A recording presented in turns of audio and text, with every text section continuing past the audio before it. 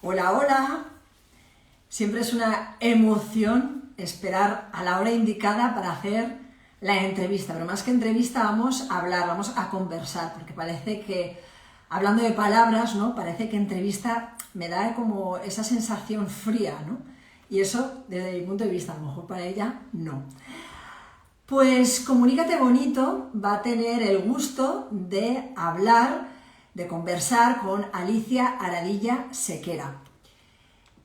Aquí en Comunícate Bonito vamos a intentar hacer encuentros con personas que nos sumen, con personas que nos aporten para ese ejercicio que hacemos delante del espejo. ¿Os acordáis que poníamos estos posits y nos hacíamos esa mirada interior y exterior hacia nosotros mismos, ¿verdad? Pues estas entrevistas nos van a ayudar, nos van a aportar a enriquecer esa mirada que tenemos que tener todos y cada uno de nosotros. Mientras ella se conecta, voy a haceros una presentación porque hoy vamos a tocar palabras de nuestra piel. Alicia Aradilla es de Badajoz, pero catalana de adopción, madre de 2 hijas, persona orientada a la felicidad, eso quiero que nos lo explique, socióloga experta en neurolingüística y empresaria, con esto ya lo dice todo, nos va a aportar muchísimo. Desarrolla su actividad profesional como conferenciante, formadora y escritora, ponente en TEDx. De hecho, esta ponencia en TEDx, que dura unos 15 minutos, es la que me ha hecho, es el leitmotiv para esta entrevista. O sea, me encantó, me motivó, me inspiró, junto con su libro, Las palabras que nos habitan. Es colaboradora asidua de los medios de comunicación, autora, como he dicho, de este libro maravilloso, Las palabras que nos habitan, y además teletrabajar bien, que creo que lo sacó en momentos de pandemia, también hablaremos un poco. Presidenta de la ONG Suéñate, desde el 2015, esto me tiene muy intrigada, es el club de lectura para empresarios sobre sociología. Y además es profesora de posgrado de la Universidad Autónoma de Barcelona. Y creo que esto la define mucho por lo que me he documentado estos días. Dice que contribuye e identifica a la identidad narrativa tanto de las personas como de las empresas. Y de esto va a ser la estructura de nuestra entrevista. Dice que las empresas son personas y las personas son palabras. Así que empezaremos por las personas, que son palabras, y luego hablaremos de las empresas, que son personas. Así que mientras la tengo por aquí, Alicia Aradilla, ahora es darme el ok y empezamos con la conversación. Aquí está, ya te tengo.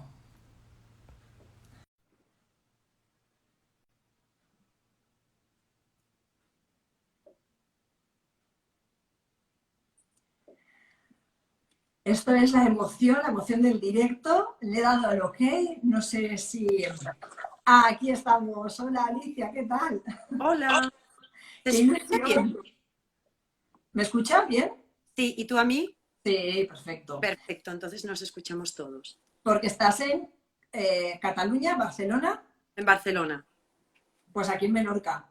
Ahí compartimos Mediterráneo desde distintas orillas. ¿Alguna vez estuviste en Menorca por ocio, por trabajo?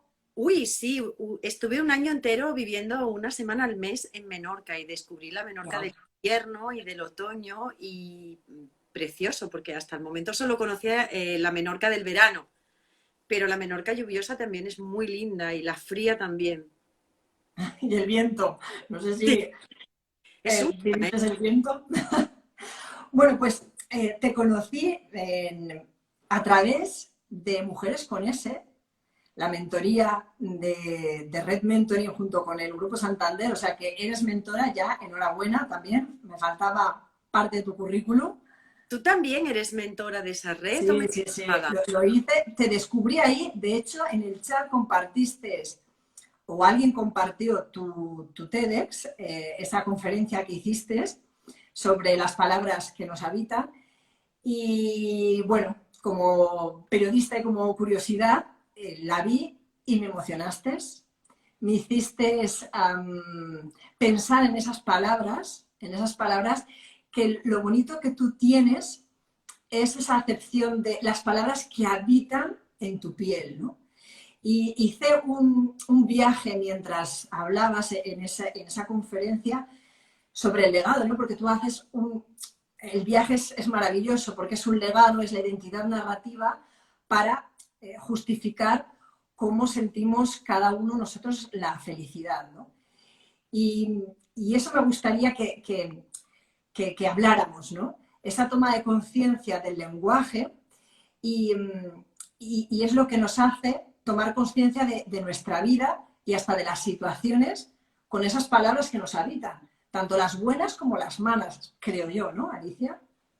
Bueno, no hay palabras ni buenas ni malas, todas son palabras y depende del contexto, la motivación y la función. Ese TED está conectado con el legado porque era la temática general del TED Segovia y el legado que sí o sí vas a dejar el día que marches es una palabra. Y además una palabra como condensación de toda tu historia de vida, de toda tu narrativa de vida. Uh-huh. Y es bonito y sin hacer spoiler que antes de llegar a este mundo, lo primero que eres es una palabra. ¿Qué palabra es esta? Lo dejamos ahí de tensión literaria, la revelamos al final. Así arrancas esa maravillosa conferencia. Y yo ahora te pregunto, ¿con qué palabras estás construyendo tu vida? Porque me imagino que cuando construyes tus palabras, o sea, te van acompañando a lo largo de tu vida. O sea, no es un momento concreto que dices, mira, estas son mis palabras y esto es lo que estoy construyendo. Supongo que en cada proceso, que de hecho lo hablas, ¿no? Es el poder de cambiar, de transformar. Supongo que sacas, bueno, no me quiero adelantar, el construir Uh-huh. en esos Construir una momentos va palabra. evolucionando. Esto sí, esto es tráiler, esto no es spoiler. Construimos una casa con palabras y fíjate, en la retrospectiva del tiempo, ese TED tiene 2 años, te diría que vamos a seguir tomando la metáfora de la casa. ¿Y qué palabras te acompañan a lo largo de tu vida? Pues hay muchas etapas de la vida, ¿no? Está la primera casa, que es la casa familiar, o quizás no tienes una casa familiar y entonces tu casa es una casa institucional. Luego pasas por, lo voy a generalizar un poco, pero Sí, también sí, desde sí. el humor. Luego pasas por las casas de los pisos de estudiantes, los pisos compartidos, la casa de los amigos. Luego entras en un momento de la vida en el que dices, quiero construir una familia y entonces ya no solamente quiero construir una casa, sino que quiero construir un hogar. Luego ese hogar tiene el nido vacío. O sea, las casas, cuando nos acompañan a lo largo de la vida, tienen muchas formas. Pues nuestra casa de palabras es igual. La vamos ampliando y vamos haciendo reformas y vamos embelleciéndola a lo largo de las distintas experiencias vitales que vamos teniendo. Así que la casa de palabras que vamos construyendo o el hogar de palabras que construimos depende un poco de la experiencia, del momento vital en el que estás, ¿no? Pero, y esa metáfora de la casa, que ahora ya entramos de lleno, que me gustó tanto, de que la vas construyendo poco a poco, que son las palabras cimiento, las palabras columna, las palabras techo, escalera, que suben, que bajan, ¿no? Esas emociones que suben, que bajan. Cuéntanos un poquito más cómo podemos construir esa casa con esos elementos físicos. A mí no me importa revelar el TED, siempre queda el gusto de ir a verlo Bueno, hay que para, verlo, ya te lo digo que hay para que ver el verlo. Una cosa es vestido. hablarlo, pero después es emocionante verlo. Hay que ver ese TED, aunque solo sea por ver el vestido y la historia de ese vestido. Que ahí fue un recurso de conferenciante, pero un recurso maravilloso gracias a la diseñadora Silvia Calvo, ¿no? Así que siempre quedan las ganas de si las personas que nos están viendo quieren ir, todavía quedan misterios para descubrir, aunque hablemos mucho de la casa de palabras. Nosotros tenemos como especie, tenemos el hecho diferencial del lenguaje. Somos la única especie con un lenguaje tan complejo. Una vez que ya estamos dentro de la especie, mi hipótesis y mi aportación es que nuestro hecho diferencial es, como persona, tener conciencia de tu lenguaje. Entonces tenemos un distintivo de especie y luego tenemos un distintivo unitario de la persona. Y soy una gran defensora de la conciencia del lenguaje porque creo que hay muchos caminos de crecimiento personal y de desarrollo personal, pero realmente el lenguaje para mí es el más rápido, uno de los más sólidos, y que también esa materia prima ya la tienes, porque estamos todo el día comunicando. Y cuando estamos en silencio, a veces estamos comunicando con nosotros mismos.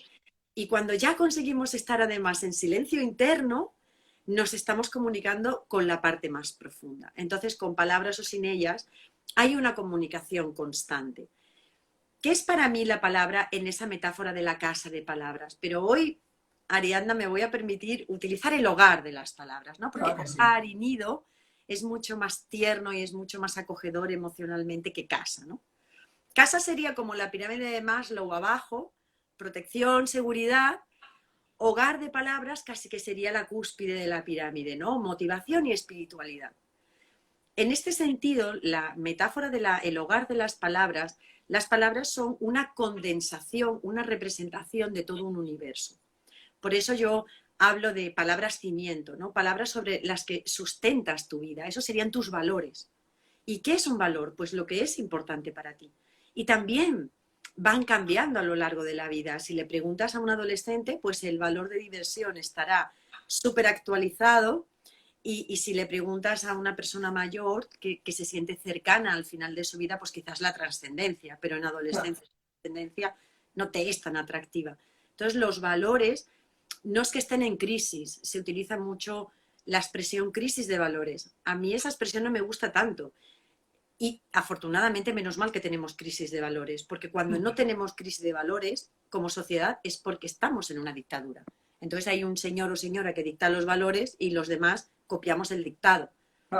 Tenidas todos los grupos o sociedades que siempre se autoperciban, ¿no?, en que están moviendo esos valores. Entonces los cimientos son los valores, porque esas son como tus grandes líneas rojas, por un lado, y por otro lado, mucho más interesante, son tus guías. Si yo tengo muy, muy interiorizado, y para mí es importante la ética, siempre va a ser algo a tener en cuenta en cada decisión que tome, pequeña o grande. Luego están las palabras columna, bueno, porque las columnas sostienen, ¿no? Sostienen. Y estas palabras no solamente son las que sostienen nuestras relaciones cuando nos comunicamos con los demás, sino también las que nos sostienen internamente. Y ahí hay muchas creencias, ¿no? Si yo creo que puedo, si yo creo que lo merezco, si yo creo que aporto y que contribuyo, pues esas columnas serán grandes, fuertes, incluso bellas, ¿no? Nos podríamos permitir dejarlas ver en la casa porque hasta tendrían belleza. Y luego voy jugando con otras muchas metáforas, las palabras ventana, que es aquello que te gusta hacer, la parte del ocio, ¿no? Y veo la ventana como asomarte y ver un paisaje que te calma, te relaja o te da aquello que en ese momento necesitas. Las palabras escaleras, pues porque la vida es un dúplex. Desde luego. Es una casa de pisos.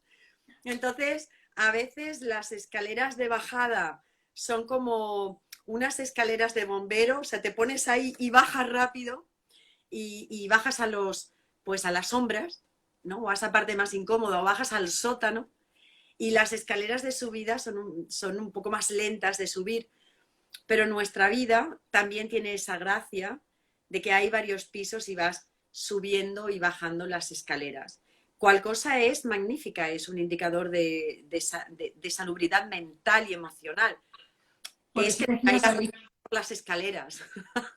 Te voy a interrumpir un momento, Alicia, porque por eso decías al principio que no hay palabras buenas ni malas en la metáfora de la escalera, ¿no? Porque hay a veces que te puedes identificar con palabras dolorosas a las cuales tienes que hacer un proceso, y si no, corrígeme, de perdonarte tú o perdonar a la persona o personas que te lo dijeron, ¿no? Y por eso para mí fue tan emotivo, ¿no? Porque esas palabras que me gusta que me hayas dicho que no son buenas ni malas, porque así también te sientes más libre, ¿no? En ese sentido. Y es un ejercicio también de valientes el identificar todas esas palabras, porque no todo el mundo a lo mejor ha tenido una infancia bonita o agradable, ¿no? para poder crecer y para poder, lo que tú dices, hacer el hogar, que me ha gustado mucho. Cuando hay hogar hay amor, ¿no? No, no es una casa, sino es lo que Es un nido. construyes. A mí me gusta mucho más que bueno y malo porque es una aproximación muy dualista al lenguaje y además es una aproximación muy dualista y extrema. Ah, Entonces, utilizas ese vocabulario, ya en tu mente estás poniendo ese patrón y ese patrón genera mucho dilema mental que hay que resolver emocionalmente. Entonces, me gustan mucho más palabras que son más inspiradoras, ¿no? Hay palabras que son más funcionales y otras que lo son menos al contexto. Por ujú. ejemplo, miedo, ¿no? Que es una palabra a la que al miedo ya le tenemos un poquito de miedo. Pues el miedo en un contexto de trabajo, el miedo simbólico es bastante disfuncional porque te genera toda una fisiología, toda una contractura muscular y toda una manera de comportarte que quizás no es funcional a ese contexto porque es un miedo interno que no sabes manejar. Pero si no tuviéramos la función que da el miedo, pues tantas calles que hemos cruzado ya no habríamos sobrevivido, ¿no? Porque la Ah, función del miedo es sobrevivir. Entonces, el juego, más que de clasificación, es un juego de relación. ¿Cuál es la palabra? ¿Cuál es el contexto? ¿Y cuál es la relación de funcionalidad en ese concepto, en ese contexto?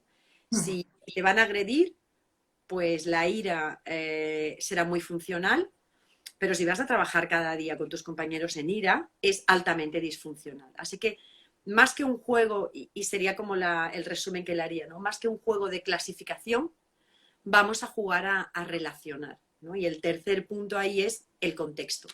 ¿En qué contexto se da esa palabra o en qué contexto se da esa relación? Y cuando bajas las escaleras y bajas a las palabras sótano, pues estar en la oscuridad es un gran motivador a buscar la luz. Y entonces, por ejemplo, es muy funcional, como tú muy bien antes decías.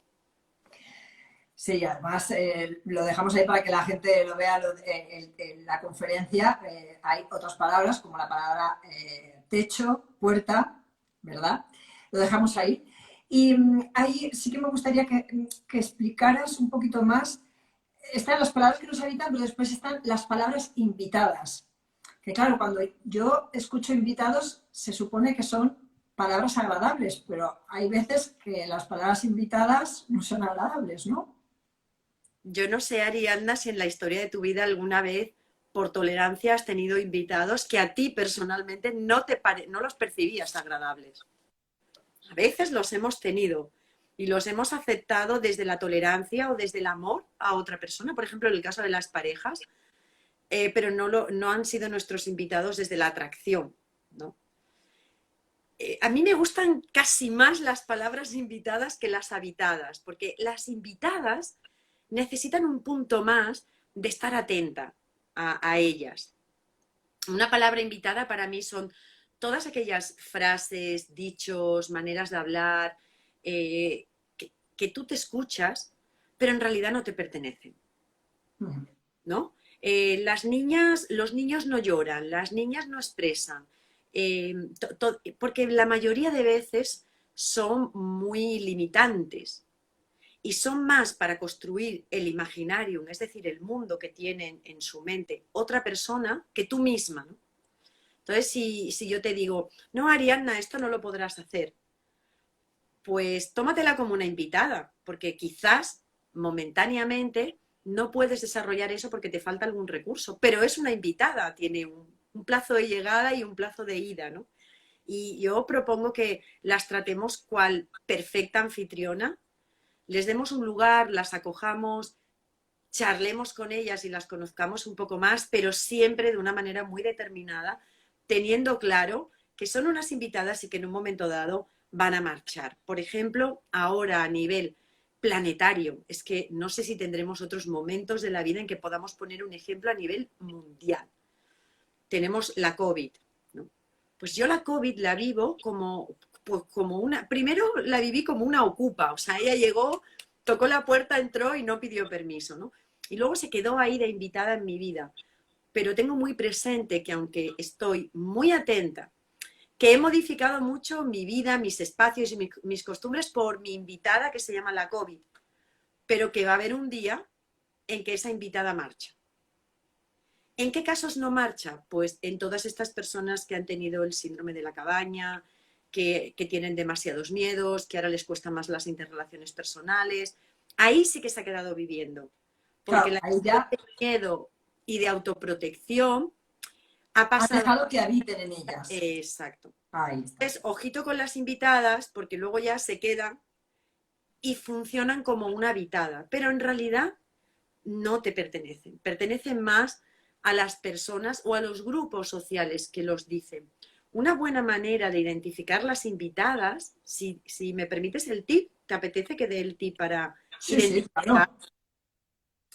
Pues una buena manera de identificar palabras invitadas de la infancia, porque estas son muy poderosas porque las hemos recibido de 0 a 6 en socialización primaria o de 6 a 12 en secundaria, son todas aquellas frases que tú oías en tu casa, en el cole, en tu entorno, en tu barrio, que ni siquiera te las decían a ti, Ujú. pero ahí se decían, ¿no?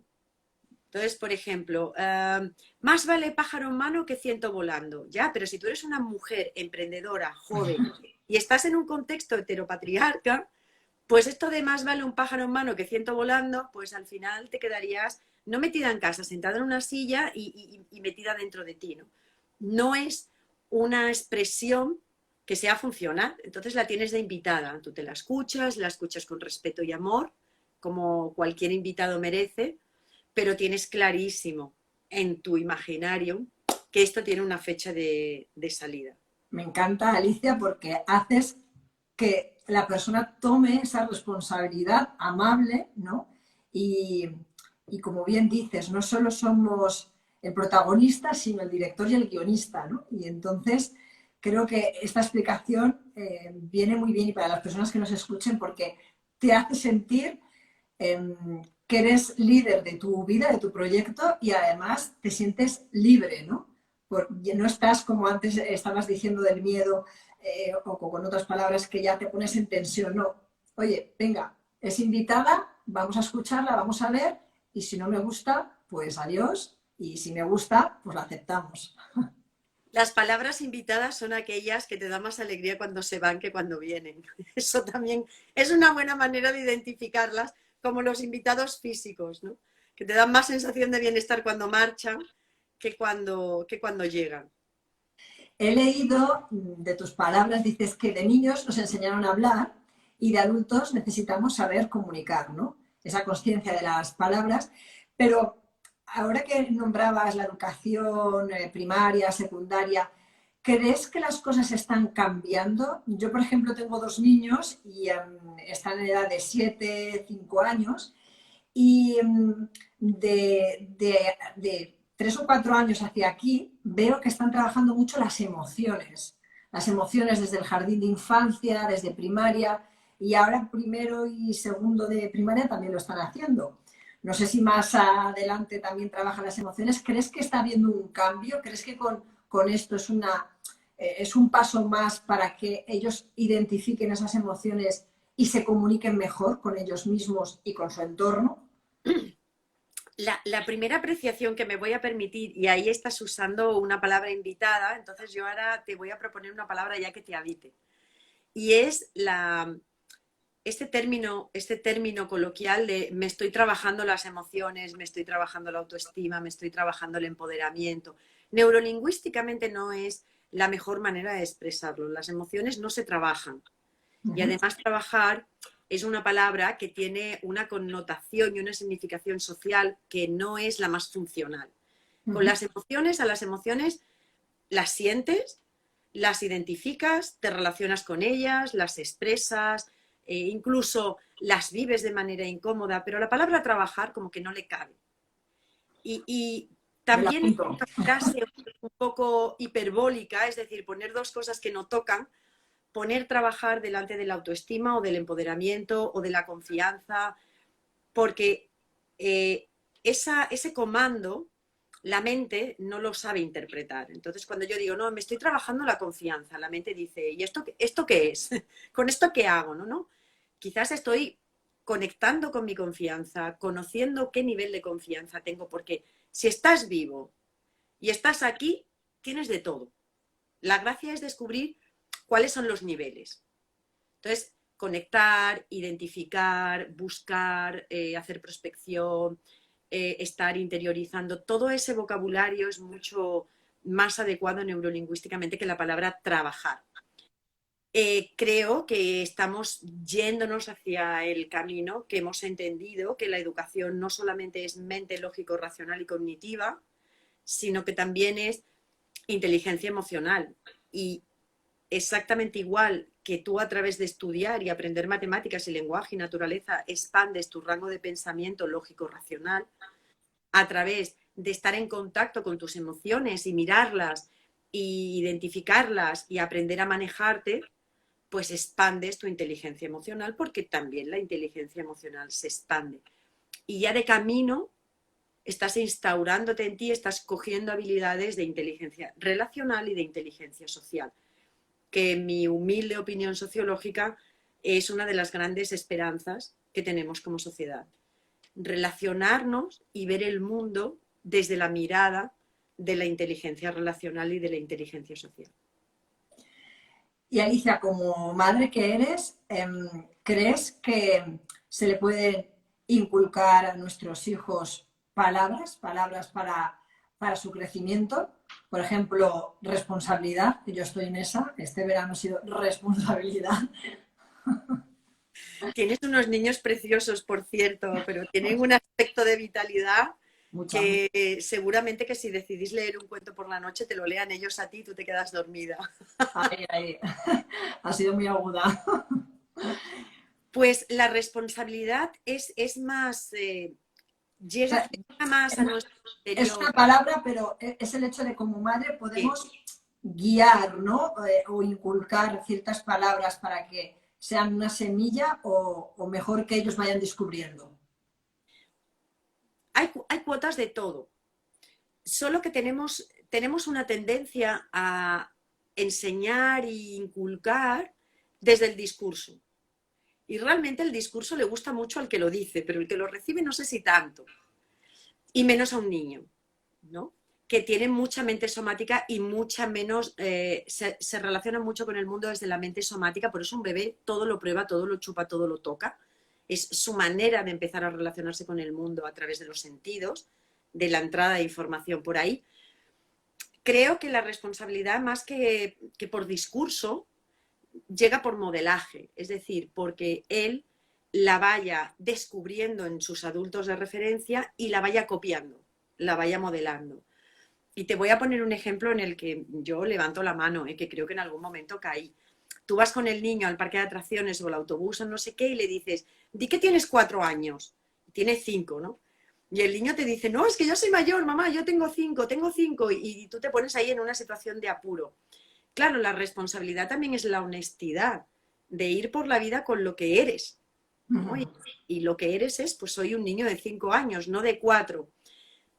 Entonces ahí, por los 80, 90, no sé cuántos euros que te ahorras de un tipo de entrada al otro, creo que luego vas a pagar un precio muy caro. Entonces, responsabilidad, conciencia, creo que son palabras que entran en nuestro mundo interno mucho más por modelaje que por discurso.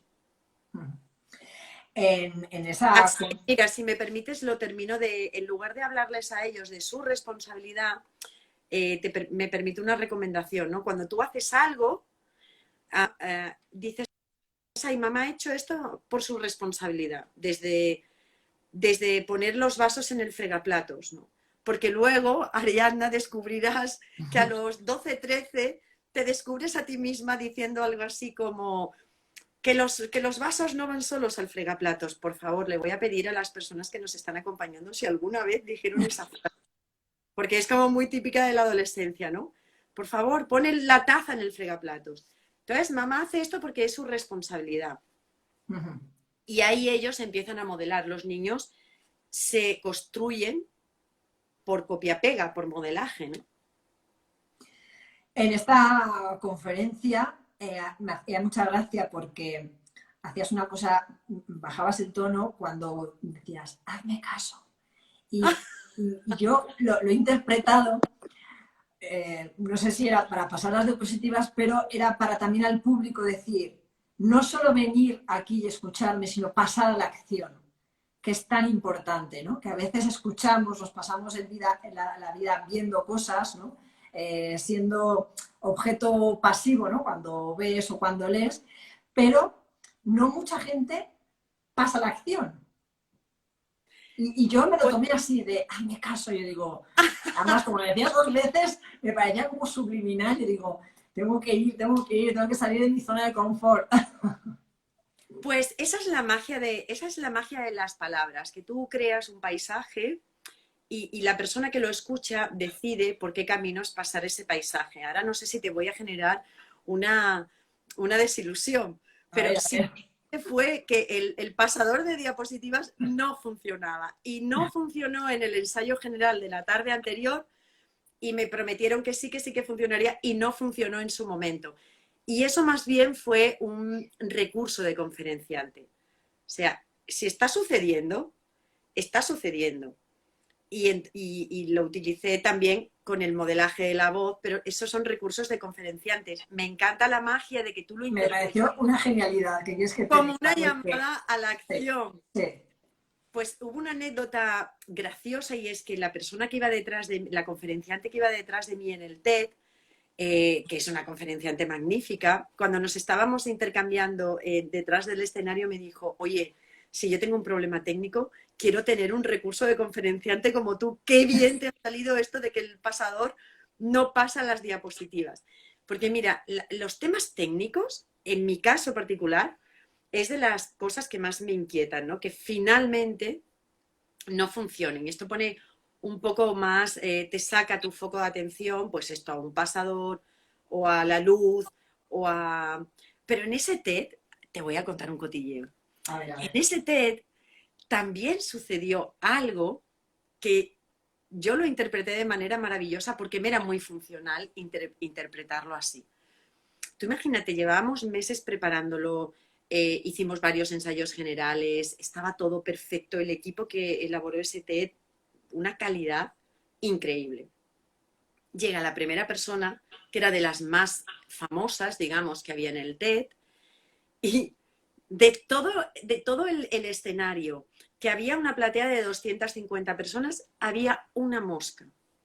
Y la mosca decidió estar en el círculo de la alfombra roja.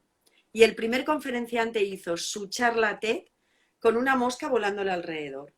Entonces, ahí hay lo que llamamos objetivo principal y objetivos secundarios. Tú te enfocas en un objetivo principal, pero se cumplen muchos otros secundarios, ¿no? Yo dije, fíjate que esto es un recordatorio de cuánto impermanente y cuánto incontrolable es la vida y tú has de fluir con ella.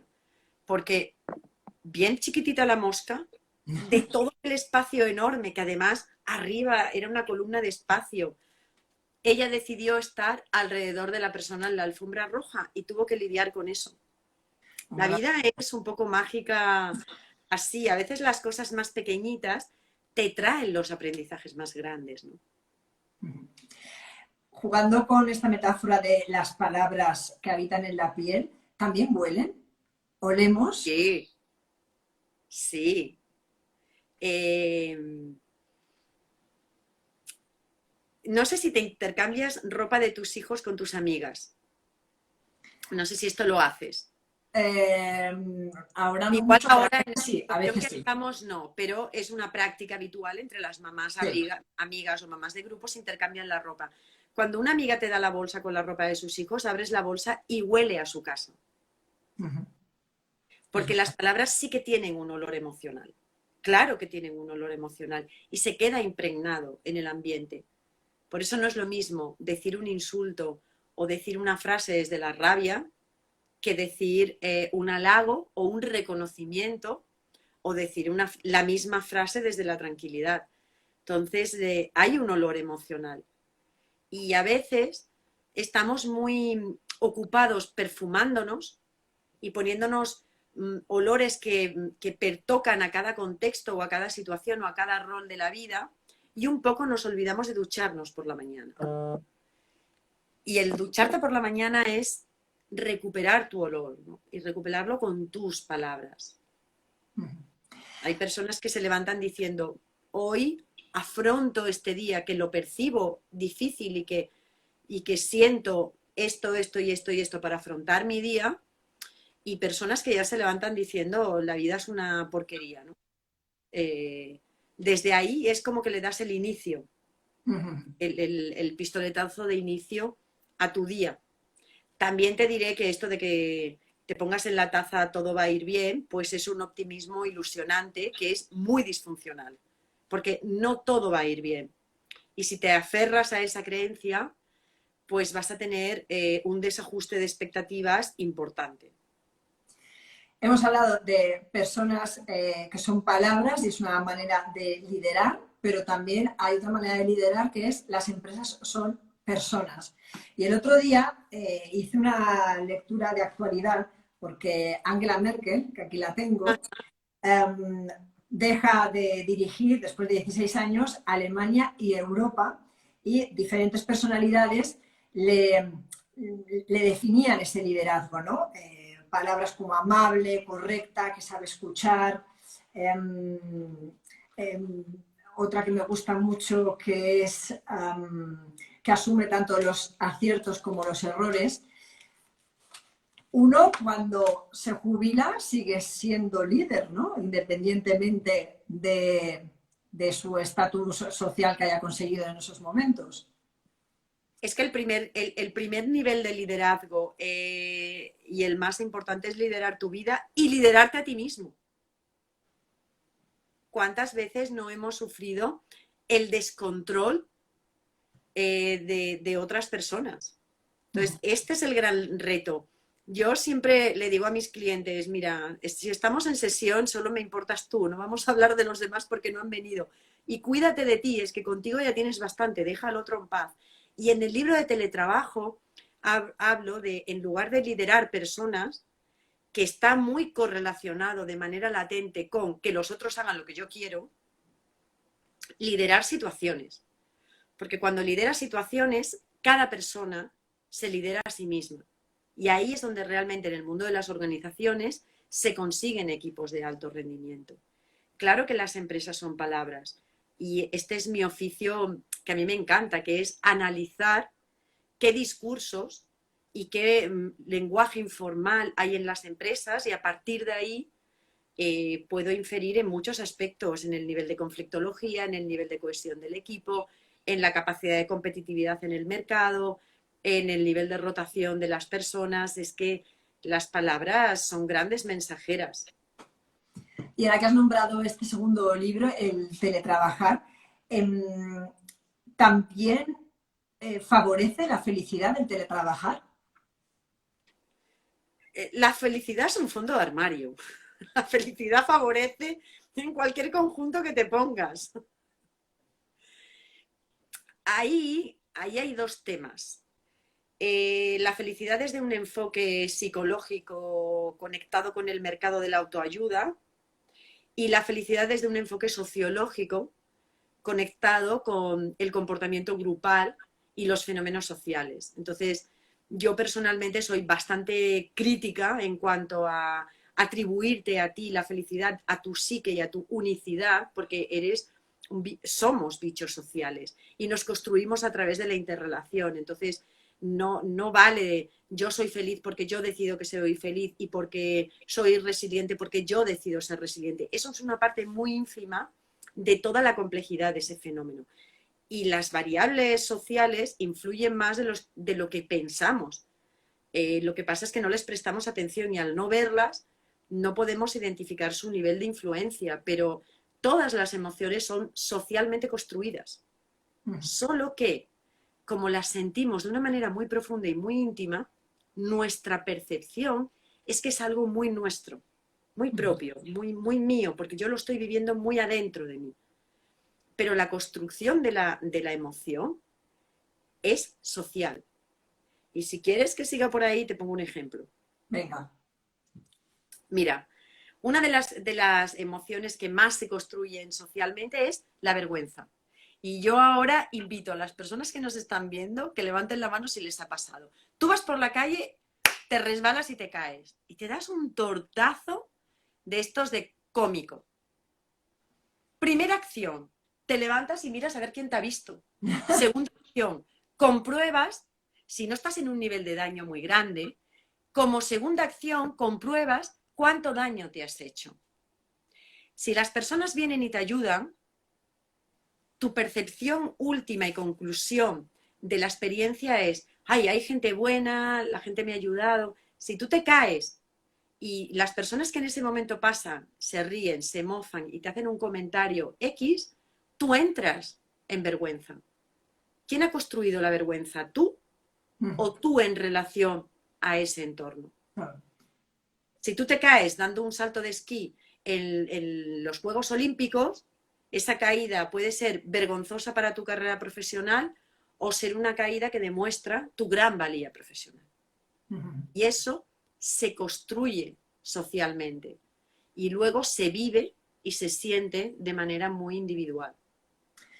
Aquí tienes una espectadora que te quiere muchísimo, ¿no? Está bien la aportación. Es Anabella Arroyo. Alicia, qué bonita estás. ¡Hala! Pues para ti. Suéñate, cuéntame, suéñate, porque me has creado curiosidad. ¿Qué es suéñate? Pues una palabra inventada. Es mi marca para algunos proyectos, pues el club de lectura lleva la marca, la ONG, que ahora la ONG está muy dormida, también lleva esa marca, y a veces a algunos proyectos le pongo suéñate, y es una palabra inventada porque el verbo soñar no tiene reflexivo.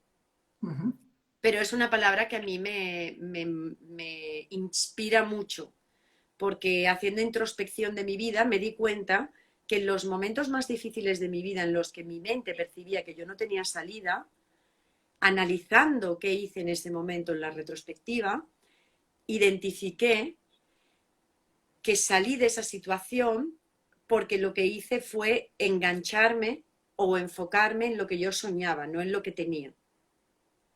Entonces, suéñate para mí es una palabra muy inspiradora hasta el punto que la he convertido en mi marca personal y registrada. Y luego, mira, por ahí que la quiso utilizar alguna persona y me dio mucha alegría que la utilizara desde el concepto de la palabra. Porque suéñate me parece muy inspirador. Y a veces me gusta mucho hacer la broma de, perdóneme, me tengo que levantar, pero es que me estoy soñando encima. Bueno, mira, eso está bien. Cuando no tengo más ganas de escuchar según qué tipo de conversaciones me disculpan, me voy a levantar que me estoy soñando encima. Mira, me la apunto, ¿eh? Sí. ¿Y las empresas crees que han cambiado? ¿Crees que el tema COVID que nombrabas antes ha sido un punto de inflexión para cambiar y lo que tú dices, ¿no? El soñar, el sueñate, el profundizar más en esa felicidad en la empresa para que se haga más agradable. Yo creo que el COVID ha sido un punto de inflexión que no sé, por eso te digo que tú eres más experta que yo, si han cambiado cosas o crees que van a cambiar cosas. Hay de todo y no voy a generalizar, pero sí que el COVID supuso una imposición no del teletrabajo, de trabajar desde casa, que es muy distinto de teletrabajar, pero supuso una imposición de producir desde el hogar. Y esto a nivel planetario, ¿no? Y si no a nivel planetario, al menos en nuestro contexto español, europeo, mediterráneo, en este glóbulo cultural. Y ha supuesto que el teletrabajo se afianzara de una manera muy rápida. Piensa que cuando llegó la COVID, solo entre 7 y 10% de la población activa estaba en un real modelo de teletrabajo y a los 20 días de la COVID el 48% de la población activa estaba trabajando desde casa. Que no es lo mismo que teletrabajar. Son mindsets muy distintos. Y desde el punto de vista de las empresas, teletrabajar no significa que envíes la persona a su casa. Teletrabajar significa implementar un modelo de producción y requiere irse a la cultura corporativa y requiere irse a la identidad narrativa de la empresa. No es solo el acto de que la persona trabaje desde casa, porque ya estamos hablando de burnout en el teletrabajo. que habría que borrar, ¿no? Esa palabra, burnout, el estar quemado. Tendríamos que dejarla ahí y que fuera estadísticamente irrelevante o que fuera una palabra marginada. No sé, le podríamos poner algunas metáforas más atractivas de las que tiene ahora. Y ahora la COVID, con esta tendencia al modelo híbrido y este ansia que tenemos desde el Mediterráneo del contacto humano, va a generar un conflicto muy importante con el tema de vacuna sí, vacuna no. Y es un conflicto de libro, ¿no? De qué normas internas va a tomar la empresa, qué normas estatales se toman, cómo se conjuga eso desde la responsabilidad individual. Y se nos está avecinando un conflicto bastante interesante desde el punto de vista de la conflictología, tanto en las empresas como en los colegios, ¿no? Porque ya en secundaria los niños pueden estar vacuna sí, vacuna no. Ya entró el dilema, pues ya entró el juego social. Y ya, Alicia, para acabar, una de tus frases que he encontrado, y no sé si aún a día de hoy te sientes identificada, dices, quiero dejar un mundo mejor al que encontré y vivir en un mundo mejor de hoy. ¿Eso es posible? Sí, ¿Te sigues sintiendo identificada primero y si es posible? absolutamente, porque la mayoría de percepciones del mundo en el que vives es una construcción mental. Y desde esa construcción mental, si tu mente no está en calma y si tú no tienes conciencia de tu lenguaje, puedes crearte unos submundos y quedarte atrapado ahí y entonces no importa lo bello que sea el mundo externo. Importan esas palabras que a ti te habitan y que han construido esa casa en la que tú te quedas encerrado, ¿no? Así que está absolutamente vigente. Yo hago un ejercicio diario desde hace muchos años y me encanta, que lo llamo chequeo de la realidad, que es cuando me siento afligida o me siento sobrepuesta o sobrepasada, que inteligencia emocional no es no sentir eso, es sentir eso, identificarlo y estarte poco rato ahí. Esa es la gracia. Claro. Pues hago el chequeo de la realidad, que es una lista de lo que tengo a mi alrededor. Doy las gracias porque hoy te tengo a ti al otro lado, que yo estoy súper contenta de que me hayas querido entrevistar. He visto tu perfil y es una mujer increíble y pensé, qué lindo que ella se sienta atraída. Pues esto me parece un chequeo de la realidad.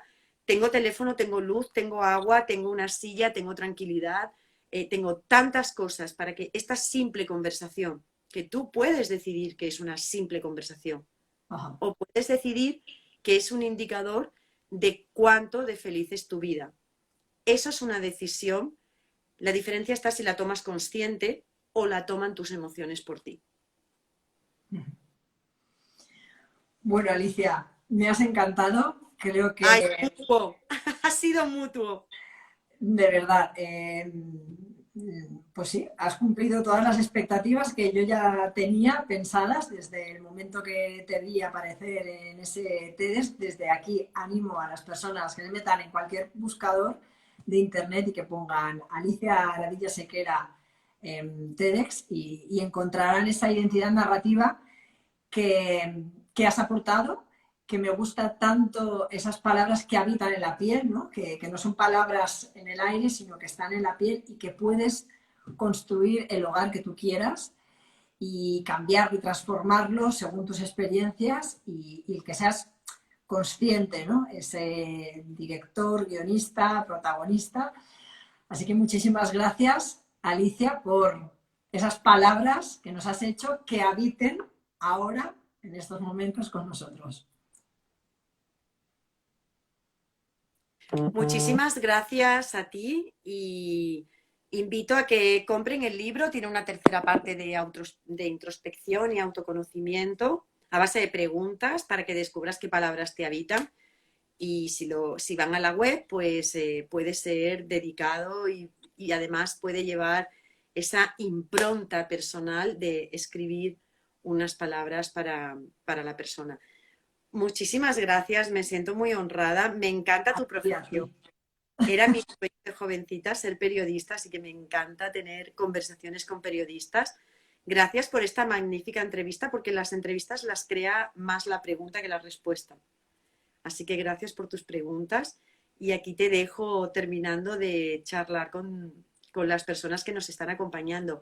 Y muchas gracias a las personas que nos han acompañado, que hemos compartido palabras y que no es otra cosa que compartir un trocito de vida. Así que gracias a todos y ahora no sé cómo marcharme. ¿Cómo me marcho, Ariadna? Pues si no, pues no lo sé, yo tampoco esto. No Vale, te pues creas que tengo entonces mucha idea, voy porque a yo creo toquetear que hasta que encuentre la salida. dándole a la X y si no, pues nada. Me voy a quedar, quédate conmigo ya, no pasa nada. Me voy a quedar con eso que has aportado, que me ha gustado mucho y que me lo he escrito, que las emociones no se trabajan, sino que se sienten, se identifican y se viven. O sea que ahí me he corregido y espero que en próximas veces diga eso, ¿no? Las emociones hay que identificarlas y vivirlas y sentirlas. Y disfrutarlas también. Pues muchísimas gracias, Alicia, y espero verte en otro sitio o en otro momento, que eso será Yo muy espero buena que señal. me Ahí, espero. ahí, ahí. Ya sabes, ya tenemos los contactos. El día que vengas, café. Prometido queda. Muchísimas gracias y A hasta ti, la próxima. qué buena manera de empezar un lunes contigo. Y mira, queda mucha semana para ser feliz. Chao. Chao.